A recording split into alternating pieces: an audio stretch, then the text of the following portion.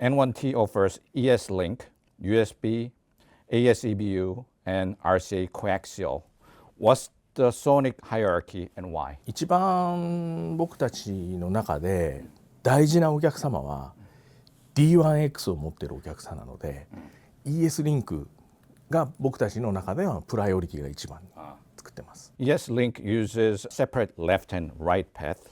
What advantage does that deliver, especially into dual mono DACs? デュアルモノ、まずちょっと順番逆ですけど、デュアルモノの利点としてはやはりもう電源の入り口から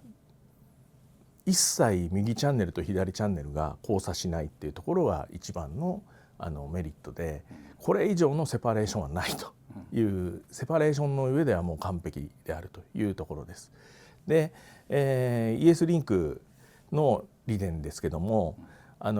L と R が別々に伝送するってところまではまあもちろんセパレーションにとっていいことなのですが、それ以上に実はコアキシャルだとか ASEBU では、変調をかけて、LR クロック、ビットクロック、データというこの3種類の信号を変調をかけて1個の信号にして伝送すると。でわざわざ3個だったものを1個にして伝送して受けたところでもう一回それを3個にするという、この変調復調っていうプロセスを経なきゃいけないと。これに対して ES リンクは3種類の信号をそのまま3種類送るので、そういう変調復調という作業が入らないということで、よりピュアに伝送できると。そこが ES リンクのいいところだと思います。The N1T USB output is isolated and has its own supply. What were the key design decisions? やっぱり電源の分割ですね。USB っていうインターフェースは、電源それから、データ両方をこう伝送するようなインターフェースですけども、その使われ方っていうのが受けた DA コンバーターの中でどういう使われ方をするかがわからない、もしかすると N1T から供給した5V を DA コンバーターが使って USB のレシーバーの回路を動かしている場合もあったりするので、そこの電源というのはある程度しっかりしてなきゃいけないと。ただし内部のデジタル回路の電源とは分けて、使いたいということで、電源をまずしっかり作るってことと、その電源を、中の回路とは分離させるっていうことが重要であり、なおかつデータ伝送の中で、ノイズが混入する可能性があるので、そこは、アイソレーターを使って別々に分けるという二段構えで考えています。Both support 10 MHz external clock synchronization. What changes inside the unit when locked to master clock? 内部では外部から来たクロックに対して内蔵の VCXO が同期して動作をしています。それによって外部クロックの、特徴、性格みたいな外部クロックのキャラクターが実は音質に出てくるという、そういうちょっとクロックでの音質の変化っていうのを僕たちは体験しているので、クロック同期っていうファンクションをつけてます。N1 has 5 independent linear power supplies. N1T splits supplies by network, audio, and control. How did you decide the partitioning? CD プレイヤーでもそうですけど、まず一体型になっていたとしても L チャンネルと R チャンネルの、DA コンバーター、それからアナログ回路っていうのは別々にしたい。で別々にした方がいい結果が出るってことは僕たちは知っているので、まずオーディオ用の L と R はまず分ける。それから、デ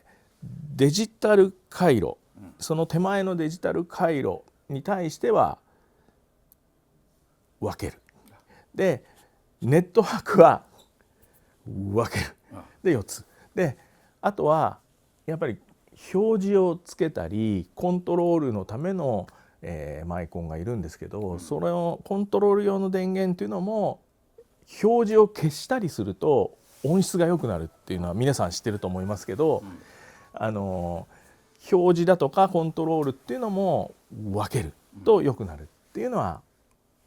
自明の理かなと思います。なので5つを分けてます。N1T もまあ似たようなものでアナログの LR がないのでその分がない3つです。You call out a low feedback discrete DC regulator.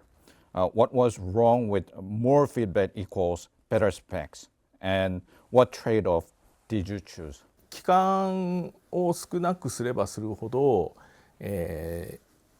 源を使った場合にその変化っていうのが出てきて、それがこう元に戻るまでっていうのが時間がかかるんですけど、逆に言うとそれが大元の電源の実力なんですね。だからもともと持ってるこうキャパシティを超える供給っていうのは期間をかけてもできないので、まずは期間をかけない側にする方が自然であるっていうふうに思ってます。それから期間をかけると必ずある周波数でこう期間をかけるので、そのキャラクターが非常に音質に乗ってきます。でそれは必ずしもいい結果ではないので、僕たちは期間をなるべくかけない電源の回路を作るようにしてます。The DAC G2 is described as an FPGA-based multi-level Delta Sigma DAC designed in-house. Why go this route instead of off-the-shelf DAC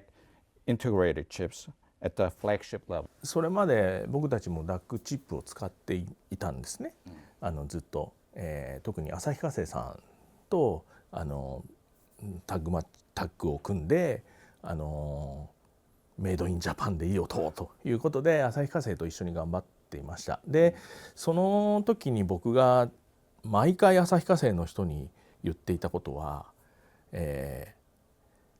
シリコンを無駄遣いしろと。シリコンを無駄遣いするってどういうことかっていうと、10電流が通らなきゃいけないところに対してLSI を作る方はなるべく10だけ通ればいいようになるべくこう小さく作ろうとする。それはシリコンが少ない方が彼らが儲かるっていうことと、それから小さくシュリンクした方がノイズをこう小さいところに押し込んでいくっていう意味ではすごくいいことなんだと思うんです。なんですけど逆に僕たちは10通るためには100幅を用意してくれと。それは何でかって言ったら、ダイナミックな音のデータの変化に対して追従するには10のために10だけでは足りない、もっと無駄に幅を広げてくれっていうようなことをずっとお願いしてたんです。それで僕たちがやったことっていうのは旭化成のチップを、パラレルに何個も使うっていうことをやりました。それは幅を広げたいからです。それをディスクリート DAC っていうのは自分たちで幅を作れるんですね。自分たちでここはたくさん電流を通したいから、パターンをでかくしちゃおうとか、それから使う部品もでっかい部品を使おうとか、そういうことを自分たちで選べるっていうところが一番重要で、僕が言っていた無駄遣いをしてくれを実現しているのがディスクリート DAC です。ただし彼らが小さくしようとしていたものが、およそ1センチ角の四角がこれぐらいの大きさになってますから、ノイズだとかそういうものをこう小さく抑え込むっていう意味では非常に僕たちも作り方を苦労している部分もあります。でもサウンドは大きい方がやっぱりダイナミックなサウンドが出る。